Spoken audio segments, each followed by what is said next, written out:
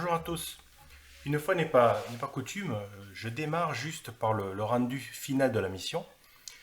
J'ai effectué une modélisation de terrain qui est près de chez moi, sur lequel il y avait donc des travaux. Il y avait des tas de sable ou des tas de gravier. Et je voulais voir ce que ça pouvait donner avec le drone et la simulation de la mission que nous allons voir par la suite. Donc là, juste, je montre le résultat final. Bon, on arrive à mesurer, à calculer quelques volumes sur le terrain en question. L'objectif de la vidéo n'est pas du tout de faire un tuto sur de la photogrammétrie.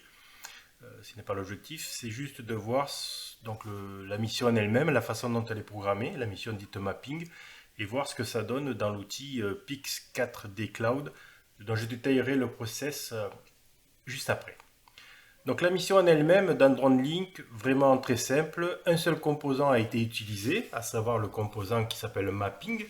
Donc j'ai appelé la mission mapping chantier, on le voit, à côté de l'autoroute. Donc le composant, je le présente sommairement. Donc il s'agit de prépositionner quelques paramètres.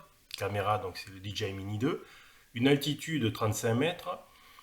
Voilà, l'overlap, je l'ai pris assez faible parce que je ne voulais pas que la mission dure trop longtemps, donc 70% et 60% en latéral. Single photo, la vitesse, j'ai mis 20 km/h pour que ça aille assez rapidement, mais effectivement l'objectif ce n'est pas de faire une modélisation précise. Donc le drone va dans le sens en avant, forward, donc il photographiera en allant en avant.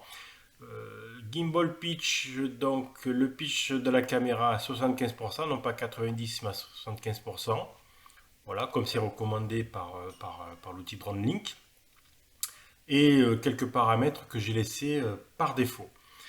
Donc on voit bien ici le mapping sur le terrain en question, que j'ai décrit tel quel.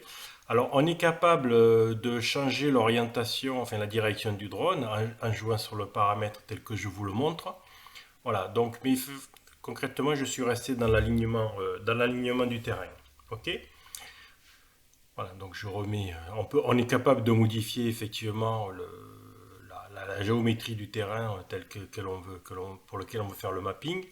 Bon, l'objectif n'est pas de faire quelque chose de relativement précis, mais juste de montrer comment utiliser ce composant dans le cadre d'une mission simplissime. Voilà.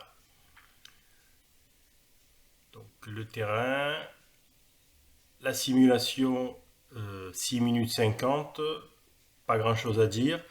On voit le déroulé de la mission, hein, toujours pareil. Donc on voit les différentes captures photos qui seront prises lors du mapping. L'altitude est constante à 35 mètres, donc les différents déclenchements de l'appareil photo. Je ne reviens pas dessus. Et on est capable par exemple de faire une simulation du drone. Donc on lance le simulateur du drone. Le drone ne vole pas encore, hein, on est toujours dans l'outil DroneLink. Côté PC, on lance la mission en simulation et on voit le trajet que va effectuer le drone. Donc là, j'accélère hein, pour aller un peu plus vite dans cette vidéo. Hein. J'accélère le mouvement du drone jusqu'à x16 et même bien plus que ça parce qu'en fait, je vais accélérer l'enregistrement de la vidéo que j'ai effectuée. Donc le drone, dans la réalité, va beaucoup moins vite que cela. Il ira à 20 km/h, ce qui est quand même assez vite pour un mapping. Mais là, j'ai artificiellement accéléré le déroulé du chemin pris par le drone pour des besoins de raccourcir le tuto lui-même. Vous l'avez bien saisi. Voilà, donc ça c'était la simulation du drone. On verra la véritable mission à la fin. Donc le drone a fait les différentes captures, les différentes photos. Il y en avait une trentaine, je crois, si je me souviens bien. J'avais pris une photo toutes les 2 secondes, arbitrairement. Donc ça, c'est les différentes photos du chantier lui-même. D'accord. Donc je les passe vite fait. Ça n'a aucun intérêt. Les photos ont été récupérées depuis la carte SD. Et là, on est dans l'outil Pix 4D Cloud. Voilà, j'ai injecté les différentes photos dans l'outil lui-même. Je les ai uploadées. Et le process va démarrer. Donc, dans Pix4D Cloud, on voit que les différentes photos ont été téléchargées. Voilà, donc il y en avait quelques-unes, je n'ai pas le nombre exact, mais peu importe. juste pour montrer qu'avec un minimum de photos, on est capable de faire quelque chose.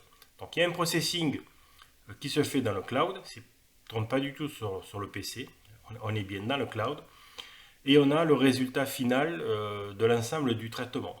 Des fichiers résultats qui donnent donc différentes valeurs, DSM, une vue orthomosaïque, une vue en 3D, maillage texturé, etc. Je ne rentre pas dans les détails, ce n'est pas du tout l'objectif de ce tuto. Mais on voit bien donc le résultat qui est fourni où on est capable de faire donc différentes mesures de surface, de volume, etc.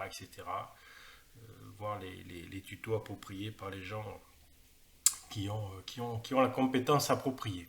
Voilà. Une vue 3D, comme nous avons vu au tout départ, donc c'est comme ça qu'elle a été créée. Le processing, il a duré à peu près une demi-heure pour la cinquantaine de photos que j'avais injectées. Donc voilà ce que l'on voit, c'est la modélisation du chantier, du lieu où étaient entreposés ces différents agrégats, tout simplement. Donc une fois que voilà, ce traitement est effectué, je vais vous montrer maintenant donc, la vue du cockpit donc, du smartphone, hein, lorsque la mission est effectuée. Donc là c'est la vue réelle, donc on voit que le drone décolle. Il va donc rejoindre le point de départ de la mission mapping, le même point de départ que l'on a vu dans la simulation sous DroneLink préalablement. Donc c'est effectivement là la vraie vidéo, on voit l'autoroute à côté, les voitures qui roulent sur l'autoroute. Donc le drone rejoint le point de départ et il va effectuer exactement le même trajet que nous avons vu dans la simulation. On voit l'ensemble des paramètres drone sur la gauche, dessous donc les télémesures, ainsi que les paramètres vidéo et photo, parce qu'en fait ce ne sont que des photos. Voilà, là la nacelle est orientée vers le bas, et le drone va commencer son mapping en prenant les différentes photos espacées toutes les 2 secondes, si je me souviens bien, que j'avais programmé. Il va prendre l'ensemble du terrain. Donc là, je switch sur la vue, mapping lui-même, hein, donc l'équivalent de ce qu'on a vu dans la simulation. Donc cette fois-ci, c'est vraiment le drone qui vole en l'air. J'ai ici aussi accéléré le temps pour un besoin de côté pratique, hein, pour ce tuto, pour qu'il ne dure pas les 6 minutes chaque fois que j'ai lancé et la simulation et la véritable mission. Voilà, donc j'ai accéléré la mission. Voilà, et effectivement, c'est strictement le même trajet et on voit dans le cadre approprié que le drone voit le sol et il capture l'ensemble des photos qui seront lancées dans l'outil Pix 4D Cloud pour réaliser la modélisation 3D du terrain dessous. Voilà, essentiellement, c'est ce que je voulais vous montrer. Voilà, mission effectuée, RTH, il est revoyé un point de départ et c'est quasiment fini pour cette mission.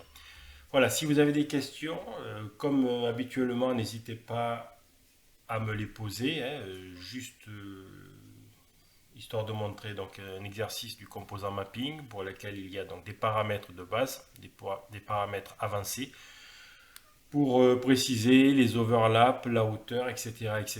Donc différentes choses qui sont très bien explicitées dans la documentation, dans les tutoriels DroneLink, qui pour l'instant ont été mis en pause en septembre 2022 à l'heure où je parle, parce qu'ils sont en train de refaire l'ensemble des vidéos, car il y a eu des modifications de logiciel de l'outil en question.